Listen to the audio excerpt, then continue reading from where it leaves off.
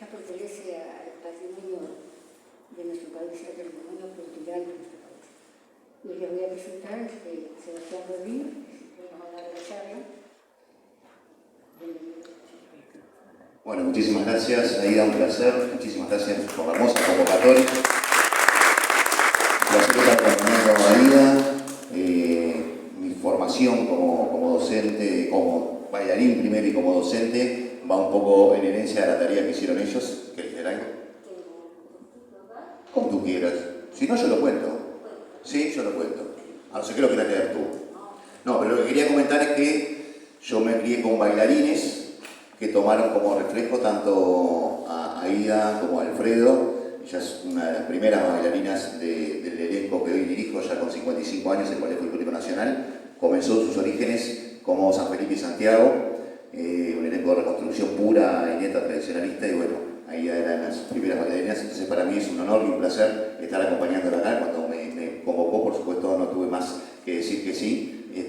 Sé la tarea que ella hace, y estar en esta casa, indudablemente una casa con más de un siglo y medio de historia, de los pensadores más ricos de nuestro país. Así que poder volver a estar aquí en esta casa es realmente un placer y un honor. Así que muchísimas gracias, Aida, por la convocatoria, y muchísimas gracias a todos ustedes por estar aquí. Bueno, nos convoca el Pericón, como bien decía Aida, fue declarado Patrimonio Inmaterial por la Comisión Nacional de Patrimonio, lo cual es un honor, si bien los folcloristas y los tradicionalistas ya lo manejamos desde hace muchísimo tiempo como nuestra danza nacional por excelencia. Tener esta certificación, nada más y nada menos que la Comisión Nacional, nos da otro apoyo y otro empuje. Voy a contar un poquito mi historia para poder hacer relación a esto del Pericón. Yo soy de una familia, vengo de una familia de tradicionalistas. Mi abuelo, mi padre y yo fuimos presidentes de la criolla Artiguista de Las Piedras, una criolla que nace por una iniciativa de Elías Regules, y después vamos a hacer el nexo por qué Elías Regules. Nace para celebrar los primeros 100 años de la batalla de Las Piedras, en 1911. El doctor Elías Regules convoca a toda la paisanada de la ciudad de Las Piedras, y ahí nace esta criolla artiguista, en un abrazo que se dan en un desfile donde los canarios, los pedrenses, de la zona de Cañón Chico, de la zona de las Brujas, se juntan con toda la caballada que venía de Artigues para celebrar a nuestro prócer ahí en Las Piedras. Ahí surge esa criolla. Mi abuelo, por el año 46, una criolla que tiene ya más de 100 años, también 113, si no me equivoco. Por el año 46 es presidente. Mi padre se cría en ese entorno tradicionalista, y si bien no le salió tanto para el caballo, le arrancó para el lado de la danza. Los vínculos que tenía mi abuelo con Elías Regules lo lleva a conocer a don Fernando Asunzado, y de ahí empieza a trabajar la línea de Fernando, más allá de que también tuvo la suerte de ser alumno de Flor de María Rodríguez de Ayestarán, antes incluso de que formara la Escuela Nacional de Danzas. Entonces, en esa herencia familiar es que empezamos a recorrer estos pasos de la danza. El elenco se forma en el año 1968 con el nombre, como les contaba recién, de San Felipe y Santiago. Era un elenco de reconstrucción tradicional. Lo que hacía era tratar de llevar todas las reconstrucciones de libros y de recopilaciones vivas lo más real posible a la escena. Siempre que hacemos una escena bailada no deja de ser una representación, no deja de ser una proyección, pero San Felipe y Santiago trataba de hacerlo lo más fiel y lo más noble posible, tanto en vestuario, en condicionantes técnicas y coreográficas. Luego el proceso va cambiando, y en el año 76 el intendente de Canelones de ese momento solicita si ese elenco no podía transformarse en una versión un poco más por export. Y así es que se traduce y comienza a utilizar otro estilo de proyección, que es la estilización de la danza. Ahí lo que hace es mantener las coreografías base de recopilación histórica y agregar al espectáculo elementos artísticos de otras áreas de danza, como puede ser el ballet clásico, como puede ser el flamenco. Varía también la indumentaria, ya deja de ser una indumentaria tradicional, donde cada uno de los personajes se viste a usanza de la época, y comienzan a alternar de repente con algunas opciones más de uniformidad y otro tipo de escena. Por el año 91 vuelve a cambiar y se convierte en el Ballet Folclórico Nacional. Ahí ya se estaba trabajando desde el municipal y el nacional con otra opción de espectáculo, que es el tercer nivel de proyección, que es realizar la obra bailada. buscar un argumento, normalmente gauchesco, tradicional o histórico, generar un cuadro a raíz de eso y ahí generar la proyección artística. Entonces, en ese proceso es que el elenco sigue aún trabajando los 3 niveles de proyección, tanto la recreación tradicional, como la estilización, como la obra bailada. Ahora vamos un poco más a lo que nos lleva en sí la temática del día de hoy, el pericón. Para pensar, el pericón, si bien soy hijo de tradicionalista, yo vengo de una época donde ya no se podía recopilar de fuentes vivas, salvo alguna danza del 1900, algún paso doble, alguna polka y no mucho más. Tengo 47 años, obviamente, por más que uno recopile de gente muy mayor, no se llega a la suerte que tuvo mi padre o que tuvo Fernando, que lograron recopilar de fuentes vivas de personas del siglo antepasado, del siglo XIX. Esa tarea de recopilación es mucho más rica, entonces a los más jóvenes lo que nos queda es interpretar la tarea que ellos nos dejaron y tratar de asociar a la coherencia de hoy y comparar con las realidades de hace 150 años. Para entender la realidad del Uruguay hace 200 años tenemos que pensar que el ingreso de la economía, la cultura, se movía por el puerto de Montevideo. ¿Cómo lo hace hasta el día de hoy? Prácticamente. Las rutas comerciales eran o marítimas desde Europa por Montevideo o terrestres por el reinado de Brasil o por la ruta de los muleros, que era el camino real que llevaba al Alto Perú, que usó la colonia para extraer el oro y embarcarlo aquí en Montevideo y llevárselo a Europa. Entonces, esos eran los formatos comerciales y esos formatos comerciales devenían en los formatos culturales. Del Alto Perú nos llega todo lo que es la zona del norte de Argentina y de ahí se comparten algunas formaciones de danza y de ritmo, más que nada, no tanto coreográficos, sino más bien musicales. Pero nuestra herencia danzaria viene prácticamente toda de Europa. Tenemos que pensar que Europa, entre el siglo XV y XVI, estuvo con una guerra de 100 años y cuando termina esa guerra de 100 años comienza la conquista en América. Entonces, esa guerra armada se trataba de una guerra de conquista a todo Sudamérica y, por supuesto, había que ir ganando espacios y ganando lugares. Pero esa ganancia de lugares transforma que las coronas europeas, en vez de pelear armadamente, empezaron a pelear socialmente y culturalmente. Entonces la pelea era quién contrataba el mejor coreógrafo, quién tenía el mejor diseñador de ropa, y ahí empezaron esa lucha de cuál es la mejor corona en Europa. Es así que una de las danzas más populares del siglo XVII en Europa fue la contradanza, que en Inglaterra, que en realidad era la country dance, que luego absorbe la corona española y la corona francesa, la country dance en Francia y la contradanza en España.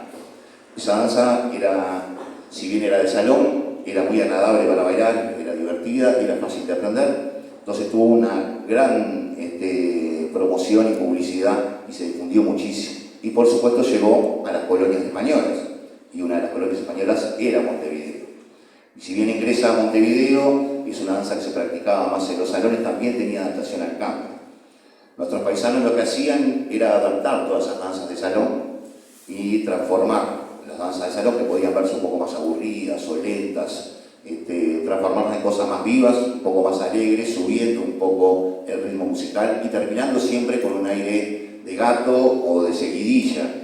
Recuerden que el gato tiene como origen la seguidilla de bailar a dos en España. Entonces el paisano, hago la aclaración porque a veces el gato de repente no estaba conformado como danza, pero sí como ese ritmo relativo musical. Entonces tomaban ese formato para dar un aire más alegre y más divertido y poder disfrutar. Dentro de esas danzas que llegan a nuestro territorio se encuentran tres que son primas hermanas prácticamente. La media caña, el cielito y el pericón antiguo, la primera versión del pericón. Hoy podemos decir el antiguo, en ese momento era el pericón. La media caña tenía una constancia que era bien una danza típica de salón, donde los bailarines bailan alineados en calle, a lo largo, imagínense en esos salones franceses, esos salones ingleses, donde toda la corte se paran los caballeros de un lado y las damas del otro, y comienza la danza con entrelazados de cadena, entrelazados de pases, con cambios de compañera, muy típico de una danza de salón. Lo que aquí se realizaba con un raquido, que incluso es muy similar a la música posterior del pericón, se piensa que el pericón final de Grasso pudo haber extraído base musical de este ritmo de media caña. El nombre de la media caña tiene varias opciones y varias versiones.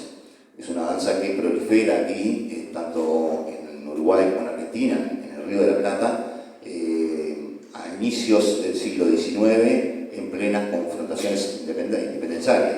Entonces, normalmente va de la mano de vestuarios de uniformes militares. Las parejas de los bailarines normalmente son las jóvenes que podían acompañar los cuarteles. Normalmente nosotros a la mujer de campo le decimos paisana, más allá de que está la matriz de intentar decirle china, normalmente por los poemas gauchescos que la citan como china. En realidad, en nuestras enseñanzas se nos explicó, y siempre tratamos de hacer la salvedad, que China es un solo personaje de todas las mujeres de campo, por eso tratamos de usar paisana como genérico. La china era la mujer de todo uso, incluso a veces la palabra china era despótico. No en quien escribía el poema, que lo decía cariñosamente, ¿no? Mi china me espera en el rancho, era una forma cariñosa. Pero el español normalmente al nombrar a una paisana como china, lo nombraba de forma despótica, como que era una persona de menor valor que estaba ahí, porque ellos pensaban inicialmente que lo que habían conquistado era Asia y no América, ¿no? Que habían logrado dar la vuelta y se les escapó un pequeño continente entre medio. Entonces le quedó ese mote de China, pero por eso me gusta hacer la aclaración, porque China es solamente un personaje. Sí, por supuesto, existieron las chinas en nuestro territorio, tanto en Uruguay como en Argentina, pero en general la mujer de campo era paisana, la hacendada era estanciera, pero normalmente la media caña, al ser un baile que desde fuera se veía un tanto pecaminoso, era más normal que fuera realizado por estos personajes en particular, por la china o por la gente del ambiente rural. Yo ahora voy a pedir a los chicos del Ballet Folclórico Nacional realizar una media caña. La media caña normalmente tiene 3 bloques que se repiten de forma exactamente igual. Uno, una versión lenta, más salonesca, y la segunda parte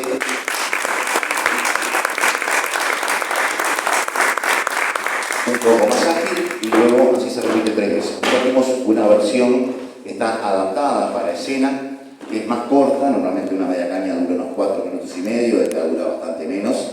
Es una adaptación de César Cabrera Altés, un músico de Los Cerrillos, ya hoy radicado en Progreso, un joven de los que viene recopilando música para bailar, que es uno de los grandes problemas que tenemos aquí en Uruguay. Si les parece, yo me desplazo hacia el costado, así les dejo libre, y vemos a los chicos del Ballet Folclórico Nacional bailar media caña.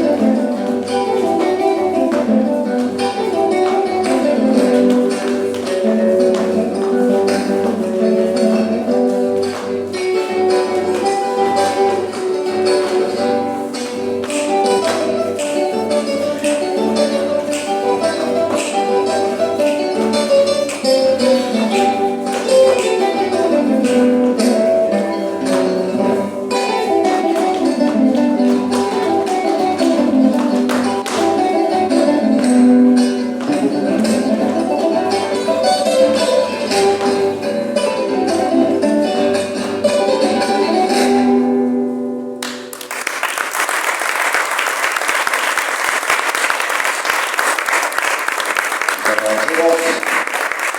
Aquí tenemos tres versiones distintas del vestuario. Tenemos un paisano, un gaucho bien de campo, con botas de potro. Creo que pueden saber lo que es la bota de potro. Es el cuarto trasero de la pata del caballo, cortado en el lateral, desgarrado, y se amolda al pie, por supuesto, del usuario. Chiripá entre piernas, calzoncillo cribado, que era la ropa interna o interior. El chiripá entre piernas no es más que una manta o un poncho cruzado. Eso, la palabra chiripá deriva justamente del guaraní, cuando los monjes jesuitas comienzan a trabajar con la población indígena para sus plantaciones de yerbatales y demás. Encuentran que el indígena no estaba prácticamente desnudo, usaba apenas un taparrabo o poco más. Entonces, obviamente, a los monjes les daban corte de aire, les regalaban un poncho para que lo usaran en el mismo formato del taparrabo, entre piernas, de forma como si fuera de pañal. Entonces, el indio decía que venía de Chiripa. Capaz que los más grandes podemos conocer esa frase que dice, bueno, de arriba, de regalo, de suerte, de gracia. De ahí surge la palabra chiripá, con el acento en guaraní. Por supuesto, un cinto o una rastra. Normalmente siempre había cuchillo y pañuelo. Esas dos herramientas no podían faltar, ya que con el cuchillo el gaucho se solucionaba en el campo y el pañuelo tenía la utilidad de servir para cubrir el sol, para secarse la frente y para cubrir la cara en caso de que estuviera a caballo por el tema del polvo y demás. La paisana, bien simple, con una pollera que podía ser el borde interno de un poncho de un caballero, simplemente sin costura, sin remate, sin nada. Hay que pensar que en la campaña en Uruguay había una mujer cada 7 hombres. Entonces, en realidad, el que debía preocuparse en lucir y verse bien era el hombre. Y ahora ha cambiado un poco, ahora las mujeres son bastante más paquetas que nosotros. Pero ahí no precisaban esforzarse demasiado para tener pretendientes, porque en realidad el hombre sí era el que tenía que lucirse, porque eran muchísimos más. La blusa que usaban normalmente era una blusa larga, hasta el talón, a veces incluso si no lograban conseguir una pollera, era su única vestimenta. Y normalmente los pies, ahora las chicas están calzadas, pero normalmente los pies eran descalzos o una pequeña zapatillita. En el caso de la pareja de al lado, vendría a ser un centauro ortiguista, es un gaucho blandengue que usa la chaqueta militar, pero no usa el pantalón militar, ya que era un gaucho reclutado por Artigas para la cruzada independentista. La otra chica está vestida igual y ya nos pasamos al estanciero. El estanciero, por supuesto, es el hacendado, el que tenía tierras, que tenía ganado. Entonces ya el poder adquisitivo variaba y ya tiene una rastra más importante. Puede usar botas fuertes porque se la puede comprar, la puede importar, digamos. El chiripá y las cribas son de mayor porte, de mayor elegancia. Usa chaqueta, un chaleco bien ceñido, importante, justamente para mostrar esa diferencia económica. Y por supuesto un gorro que también venía, un sombrero que venía importado de Europa. La moza lleva una chaqueta de confección, ajustada, que eso para alguien del campo era impensado, pero ella sí, porque o se lo hacían traer o se lo hacían confeccionar, con una pollera, zapatos, cintas y medias, que también era impensado para aquellos que no tenían la resolución económica. Por supuesto una peineta para decorar, en el caso de los días de fiesta, los días religiosos, usaban una mantilla para acompañar y normalmente algún abaniquito y el clásico rosario. Muchas gracias chicos y ahora ya continuamos. En ese proceso independentista, los saberes y los decires y la palabra fueron muy importantes. El proceso de emancipación oriental que realizó Artigas fue más importante en cuanto a las ideas que a las batallas. Si bien tuvo grandes conquistas, fue el primero en demostrar que se podía derrotar a la corona española, una cosa impensada en el sur de América. Su ideario fue de lo más importante. Y en esa época las ideas eran muy importantes. Y una de las danzas que promovía las ideas era el cielito, porque eran las poesías cantadas que se realizaban justamente en esos momentos de guerra. Incluso en Argentina se le llama la danza de guerra, claro, esos momentos de revelación patriótica, donde el cielito tuvo muchísimo que ver también. Una danza prima hermana de la media caña y del pericón heredado de la contradanza, donde podía a veces eventualmente haber un bastonero, una danza que no contiene demasiadas figuras, pero tiene el mismo formato esquemático de las danzas de salón europea. En este caso el cielito se baila en bloques normalmente de a 2 parejas, hay alguna versión de 3 parejas, pero normalmente se suele ver de a 2 parejas, y ya les digo, resaltando el espíritu independentista sobre todo ese proceso que realiza en paralelo al combate armado de ideas y sobre todo de creación de identidad nacional, que era uno de los ítems importantísimos que hoy debemos agradecer no solo a Artigas, sino a todos los pensadores que tenía Ser. No hubiera valido de nada realizar una conquista de territorio si ese territorio no generaba una identidad propia. Por eso es tan importante resaltar al pericón como una danza identitaria. Nosotros somos un país muy pequeño, con una cultura muy similar a la Argentina, porque obviamente compartimos muchísimas cosas con Argentina, porque hasta 1825, 1830 no logramos empezar a generar una identidad propia, éramos el mismo territorio y nadie distinguía fronteras más que un cruce de un río, que en ese momento era natural hacerlo. Entonces, este tipo de ritmos, este tipo de canciones fueron muy importantes para comenzar a generar una identidad oriental propia que luego deveniría justamente en ese ideario artiguista a lograr que el Uruguay fuera una entidad única, más allá de que Artigas en realidad lo que quería era unificar toda América con esa misma identidad, muy increíble. Yo siempre lo comento, soy delegado para el Festival Nacional del Malambo en Argentina y siempre lo comento con colegas argentinos. Artigas quería un territorio federal y en Argentina la fuerza mayor era unitaria y terminamos al revés, los argentinos federales y nosotros, bueno, republicanos, comunitarios, pero sí con una mirada mucho más centralista. Así que, bueno, son las cuestiones de la historia que a veces se dan así. Le vamos a pedir a los chicos realizar 2 grupos de Cielito. Realizarán uno de los cielitos más emblemáticos, el campamento de la lluvia.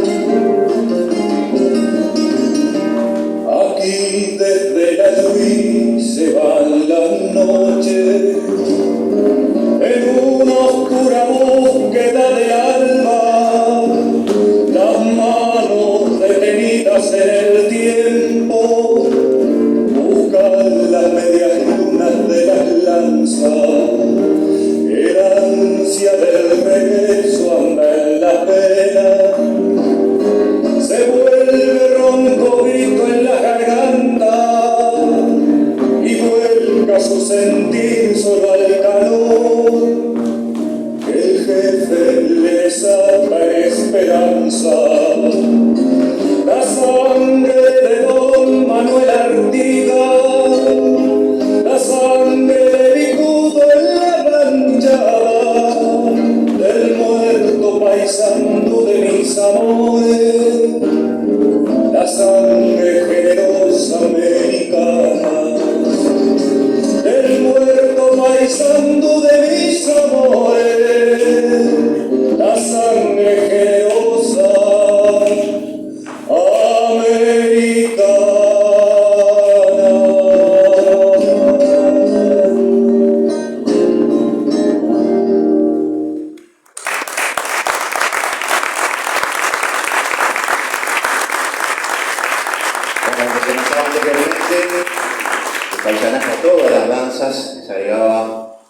pequeño aire al final para hacerlo más divertido, para hacerlo más entretenido.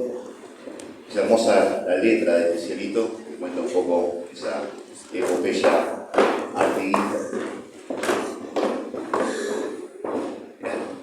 Me imagino, capaz que alguna vez lo bailaste ahí. Pasamos al pericón. Surge como una danza de apenas 4 o 5 figuras, no más, y también con un gato de aire, un aire de gato al final, justamente para generar esa picardía. Lo que tiene una característica muy especial, que es que o uno de los músicos o uno de los bailarines es quien dicta las figuras, y de ahí un poco el surgimiento de su nombre, el pericón. Pericón que, después vamos a contar un poquito más, que se practica en Argentina, pero también hay comprobaciones que se practica en Paraguay con otro formato con cintas, se practica en Bolivia, se practica en Chile, más allá de tener toda una cordillera mediante. Cuando San Martín realiza su cruzada a los Andes, una de las danzas que lleva es el pericón, y es una de las danzas que adoptan los chilenos, le llaman la pericona, como una versión más de cielito, más similar al cielito, se baila así, de a 4 parejas cruzadas, de a 2 parejas, perdón, cruzadas, pero es muy similar, tiene prácticamente las mismas figuras, pero tiene nombre femenino, es la pericona. El pericón surge justamente por eso, porque hay alguien que da las voces de mando, hay alguien, un perico que repite y repite, repite lo que hay que hacer, y de ese perico que repite, repite lo que hay que hacer, se vuelve una danza más grande y del perico se vuelve el pericón. Entonces, un poco ese es el nombre popular que obtiene esta danza, que no es más que esa heredera de esa danza elegante, de la country dance, de la contradanza española, que se traslada aquí y como siempre el paisano lo facilita. Pero como era tan fácil de practicar, lo único que había que saber eran las figuras. Entonces, quien las iba dictando, ya digo, fuera el músico, fuera el bastonero, generaba que se adaptara rápidamente. Así es que después el pericón nacional, el que hoy conocemos como pericón nacional, se vuelve tan popular y aumenta tan rápidamente de figuras, porque de estas 4, 5, 6 figuras iniciales del pericón antiguo, Flor de María Rodríguez de Yetarán tiene recopiladas más de 60 figuras en general. Y en el 2009, para hacer una anécdota, la profesora Elena Pareja, que era en ese momento presidenta honoraria de la Comisión de Patrimonio de Canelones, decide, para celebrar el aniversario del primer pabellón patrio, realizar un gran pericón en Canelones y convoca a toda la sociedad civil y a todos los grupos de danza del país. Después terminó al año siguiente siendo por un récord Guinness, porque fue tan buena la convocatoria del primer año, y se logró, fueron creo que 1.200 parejas bailando el pericón. Pero justamente esos procesos que genera el pericón de poder aprenderlo rápidamente, es lo que ha logrado mantenerlo vivo para poder declararlo patrimonio inmaterial. Dentro de ese proceso, eso fue uno de los hitos importantes, y el otro hito que hubo que hacer, que hubo muchísima gente trabajando atrás de este proyecto del pericón como patrimonio inmaterial. Yo soy integrante también del Grupo de Estudios Nacional Dejando Huella, que es uno de los promotores. Estuvo también el equipo Praxis, que es de aquí de Montevideo, más toda la sociedad civil, para lograrlo. Pero lo más difícil era lograr comprobar que la danza estaba viva.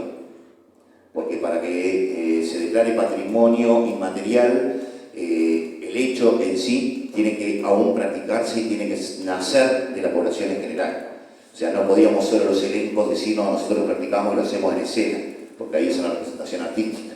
Entonces fue una de las cosas que más costó, pero increíblemente las que nos dieron la mayor mano fueron las maestras, porque son las que han logrado con ese detalle de decir que a veces los chicos no quieren nada, decir, sí, bailar el pericón, yo no quiero bailar el pericón. Ahora todavía están un poquito más dados, pero en mi época pensabas que tenían que agarrar una compañera de la mano y era todo un problema. Pero gracias a las maestras se comprobó que en realidad la danza sigue vigente y sigue viva, porque seguro alguien en sexto año bailó el pericón. En sexto año se bailó. Exacto. O sea que podríamos decir todo prácticamente que más o menos, mejor o no tanto, todos hemos bailado un pericón en nuestra vida. Entonces, ese increíblemente, otro agradecimiento que tenemos que darle a nuestras maestras, fue uno de los hitos que logró conformar para que se pudiera declarar patrimonio inmaterial. Le vamos a pedir a los chicos ahora a realizar un pericón, que va a ser una versión estilizada del pericón que realiza Cita Rosa. Las voces de mando la da en este caso don Alfredo, así que bueno, ahí no podemos meternos, dejémoslo a él, que anda bastante bien con la dicción que de las voces de mando y que la va dando en el propio canto. Pericón antiguo, 5 figuras más o menos, y ese aire de gato final.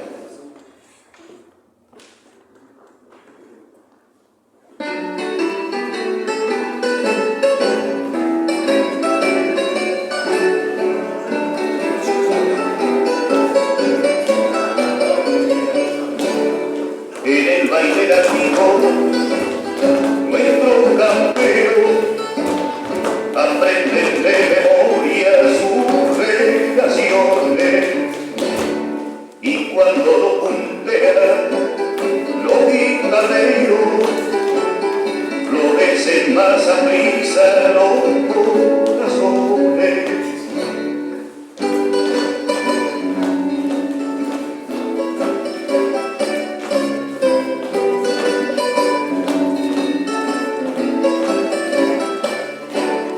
A cambiar de patrona, dale que dale, viva la uruguayita que a bailar sale.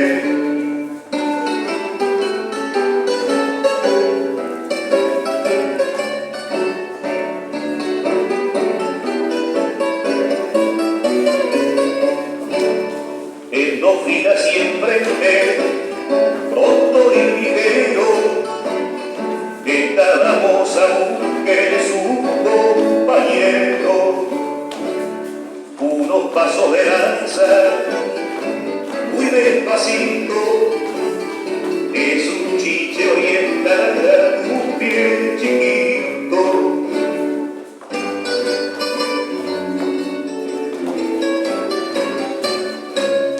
Ponme una cadena más apretada, que aquel jazmín menudo de bien ramada. A cambiar de pareja, dale que dale, y a ver el entrevero cómo nos sale.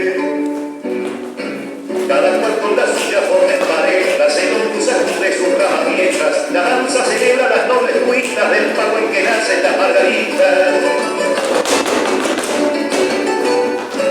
Hasta el cruzar de sus viejas ramas, el ceibo en la noche despide llamas, girando y girando forman casales con tiernas canarias los cardenales.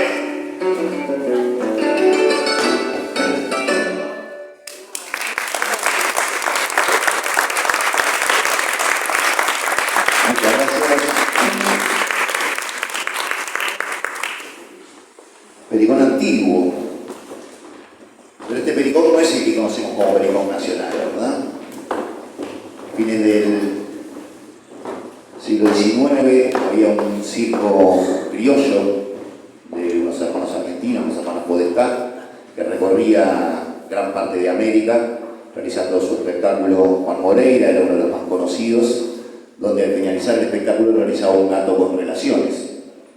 Ese circo llega a Montevideo y don Elías Regules decide ir a verlo y a presenciar el espectáculo, y queda maravillado con la puesta en escena de los Podestá, que eran unos grandes artistas o puestistas, ¿no? Un circo muy novedoso. Pero se acerca y le sugiere a uno de los hermanos que por qué no hacían una danza más compleja. Al final, que un gato era muy sencillo, que era cortito, que no daba para mucho. Y dice, bueno, pero ¿qué podemos hacer? Dice, ¿y no conocen el pericón? Dice, no, el pericón no lo conocen. Dice, bueno, yo mañana, si no les molesta, me acerco hasta aquí y les muestro lo que es un pericón y ustedes deciden. Tal cual, no solo apareció, sino que apareció, por supuesto, con sus músicos y les mostró lo que era el pericón, esta versión de pericón, este pericón de 5 o 6 figuras, con el aire de gato final, y los Podestá quedaron maravillados pensando en el alcance que podía llegar a tener esa opción de danza. Por supuesto, con un equipo de actores y bailarines y un equipo de músicos. Se dice que les llevó una tarde hacerlo y en la noche estrenaron ya el cambio de baile. Un equipo muy profesional, que indudablemente captó enseguida la idea y lo consiguió. Luego hay 2 versiones, una que fueron los propios Podestá, los que fueron agregándole variantes, y otra es que en nuevo retorno a Montevideo siguieron averiguando a ver si conseguían algún dato más de pericón y se enteraron que en Tacuarembó usaban pañuelos de los colores del pabellón para agregarle figuras. Y esta gente con tanta creatividad, tanta magia, ¿qué hizo? Por supuesto, le agregó las relaciones que usaban en el gato con relaciones y agregó figuras con pañuelo, aparte de más figuras con mayor complejidad y de otras danzas. Entonces genera un espectáculo que en realidad un gato que dura unos 2 minutos de presentación, 2 minutos y medio, hacer un gran cierre final con un espectáculo de más de 15 minutos. Fue un éxito, pero rotundo y total. Y gracias al formato del circo, de estar moviéndose y parar en un paraje, y parar en otro, y parar en otro, logró que esa danza empezara a contagiarse en todos lados. Y como tenía ese formato, que lo único que había que saber eran las figuras, y luego el bastonero las iba acomodando, se volvió simple de practicar y fácil de hacer. Entonces no había una sola reunión donde si había un bastonero que supiera más o menos la figura y cómo ubicarla, se hacía un pericón y se bailaba un pericón. Luego tuvo un auge terrible hasta la década del 70, de 1870, como baile, como pericón antiguo.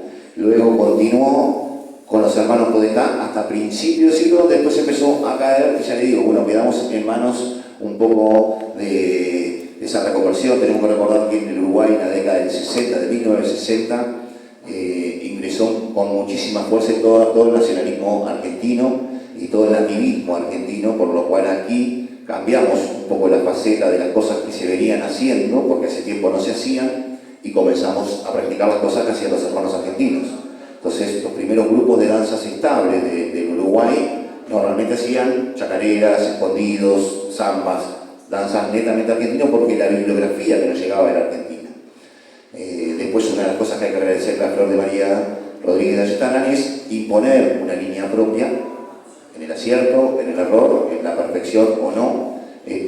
Siempre lo aclaro, porque nosotros somos de la línea de Fernando, que era más tradicionalista y más arraigado a lo real. Flor era un poco más acercada al espectáculo. Cualquiera de las dos líneas tiene, por supuesto, su validez, y sí hay que reconocer a Flor de María, que logró generar una identidad propia en nuestras danzas y separar, con un trabajo de recopilación muy importante, del trabajo que había hecho Laura Ayestarán, su marido, en música, cuáles danzas realmente se podían folclorizar y cuáles no. Esto es sorpresa. Ah, perfecto, tienen baño. Esto no lo ensayamos, pero lo vamos a hacer. ¿Por qué lo podemos hacer ahí abajo, que tienen más espacio? Yo en realidad les traje el que vamos a hacer media caña, que vamos a hacer cielito, que vamos a hacer pericón antiguo, lo repasamos en el último ensayo, pero esto se los acabo de decir cuando veníamos en viaje. Lo que vamos a hacer es hacer un pericón nacional, pero sin avisar a los bailarines que lo vamos a hacer. Incluso no voy a hacer, porque todos los docentes tenemos un librito que más o menos las figuras las damos ordenadas en el mismo orden cada vez que hacemos pericón. En este no, vamos a ver, les voy a ir tirando ahí a medida que salgan, para justamente comprobar eso, que es lo que tiene el pericón, que bueno, si los bailarines saben qué figura viene, con la voz del bastonero, más o menos, con alguna risa, con algún error, con alguna cosa, pero lo van a lograr hacer. Y sé que funciona porque lo he hecho con gente que no baila, así que con ellos me debería funcionar.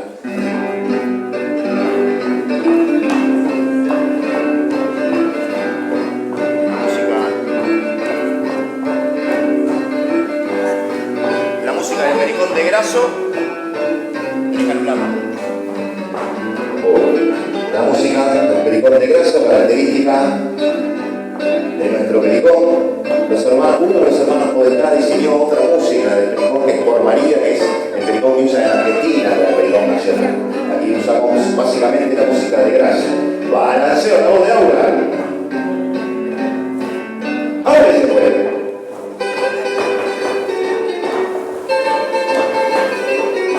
El espejo dándose de frente. Ahora.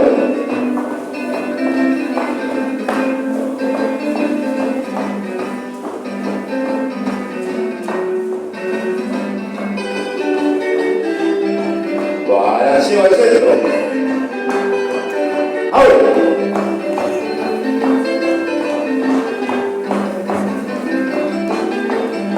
Deshacer el espejo. Ahora.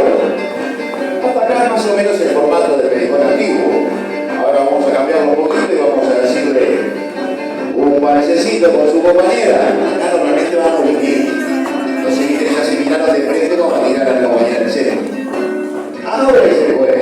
Muy bien, estaba esperando el agua. Otra de las condicionantes es que algunas figuras precisan aura y otras van directamente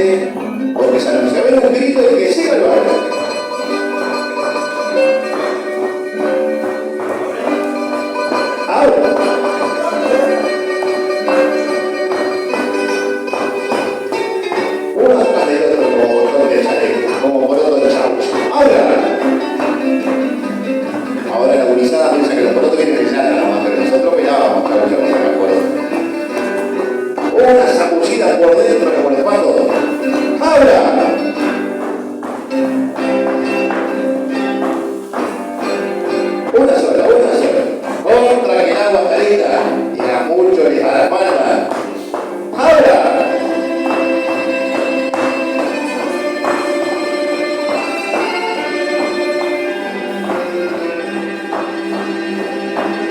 Una por dentro hasta encontrar a su compañera y que siga el bar. Si no es su compañera, no importa.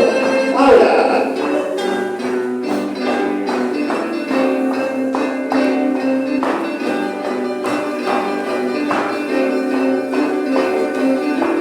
Y en sus puestos de frente vayan quedando que la primera parte va terminando. Esto sí es un clásico para arrancar la segunda parte, normalmente arranca con demanda a la contraria, así que no lo vamos a complicar. Demanda con la contraria. ¡Ahora!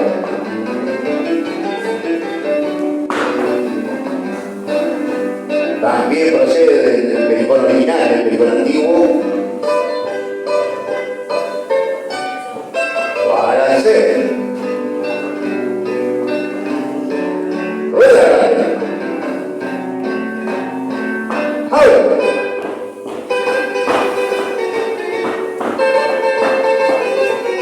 Y ahora casi la política, porque sin ensayo está. Vamos a pegarle en la sierra, ¿verdad? Puente del 8. Ahora, acá la clave es que la chica salga hacia afuera. ¿Sí? Si la chica llega ahí para adentro, ¡ay! No se arregla más el paisaje. Deshacerlo. Ahora.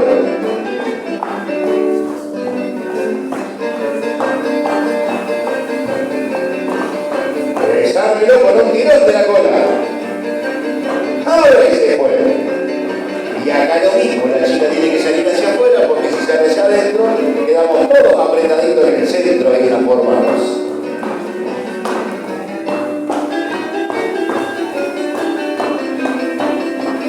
Ellas adentro, nosotros afuera. Ahora.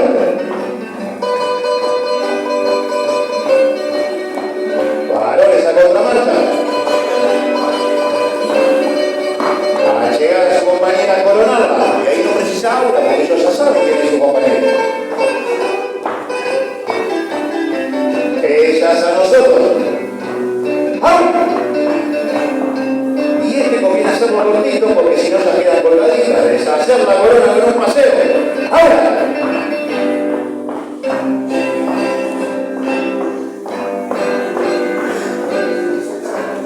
Preparar pabellón nacional. Contramarcha de pareja. Acá pueden ir más figuras, compañeros, la rueda de blanco, el puente de pañuelos, hay bastante. También hay algunas figuras coreográficas complejas como esta Cruz del Sur, que se practica muchísimo en el este del país. Pero nos vamos a ir directamente al pabellón nacional. ¡Ahora!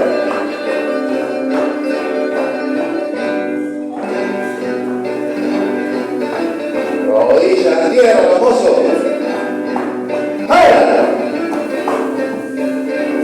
¡Y que viva la patria! ¡Viva! ¡Que viva esa patria que nos dejó el día! ¡Viva!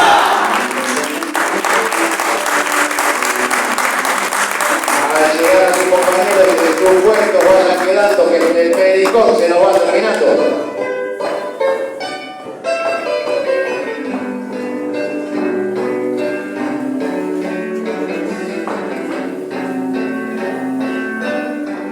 Y esto ha sido una breve versión improvisada del Pericón Nacional.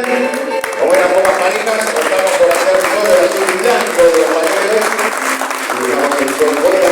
Ese es un detalle muy común porque los modestas usaban el celeste y blanco para realizar el Pericón, obviamente porque eran argentinos. Y nos queda el hábito a veces de hacerlo con pañuelos celestes y con blancos, aunque lo correcto sería hacerlo con azul y blanco. Pero es un detalle mínimo, si no hacemos celeste y blanco, no importa, lo importante es representar esa bandera y representar esta hermosa danza que ha sido declarada Patrimonio Inmaterial de la Nación y que bueno, en cada rinconcito hay que tratar de profundizarlo. Yo les comentaba que integro el Grupo Nacional de Estudios Dejando Huella, que se ha encargado de realizar periconazos a nivel de todo el país y está en todos los rinconcitos del país tratando de juntar a la sociedad civil, a los grupos de danza organizados, justamente para motivar, para que la gente se enganche, vuelva a bailar ese pericón, lo baile por primera vez, lo aprenda y que sea la danza insignia, esa danza nacional que todos los uruguayos merecemos. El agradecimiento infinito por habernos acompañado, por llenar la sala, por habernos escuchado todo este rato. El agradecimiento a los chicos, muchísimas gracias a la técnica y al equipo de la Atenea, de la persona computadora también, el agradecimiento.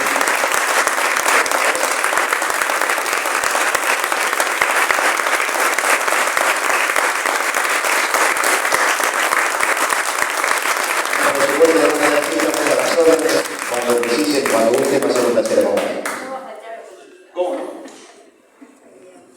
Lindo para los que se inician, hay que tener... Es donde hay que hacer hincapié en las nuevas Hay que hacer generaciones, camino. justamente para motivar esa identidad, esos hábitos de respeto, de convivencia mutua, la tradición en eso creo que tiene un puntal importante que ejercer dentro de la sociedad.